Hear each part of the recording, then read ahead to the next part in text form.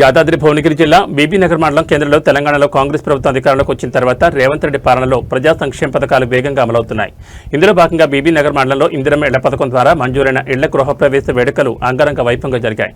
Bhuvanagiri MLA కుంభం అనిల్ కుమార్ రెడ్డి ఆధ్వర్యంలో బీబీనగర్ మండలం గోరుకంటి కవిత మరియు కొనీజీ గోపాల్చారి మంజూరైన ఇందిరమ్మ ఇండ్ల గృహప్రవేశ కార్యక్రమంలో కాంగ్రెస్ పార్టీ రాష్ట్ర నాయకులు గోలి పింగళరెడ్డి, పొట్టోళ్ల శ్యామగౌడ్ ముఖ్య అతిథులుగా పాల్గొన్నారు.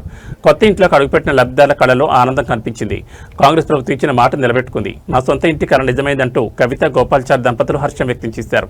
ఈ కార్యక్రమంలో బీబీనగర్ మండల పార్టీ అధ్యక్షుడు సొరకంటి సత్యరెడ్డి, పిఎస్సిఎస్ వైస్ చైర్మన్ గడ్డం బాలరాజ్ గౌడ్, చెండావులపల్లి గ్రామశాఖ అధ్యక్షుడు సారాజీ కిట్టు, మాజీ సర్పంచులు బేజం శ్రీనివాస్, బక్కన దేవదాసు, అంబేపు బాలరాజ్తో పాటు వార్డు సభ్యులు గుడి వెంకటేష్, బెజం శివకుమార్, మొగిలిపాక ఉప్పలమ్మ, వాడకాల పండు, బక్కన్ నరసింహ, వాడకాల భాను, అంబేద్కర్ భాను తదితరులు పాల్గొన్నారు.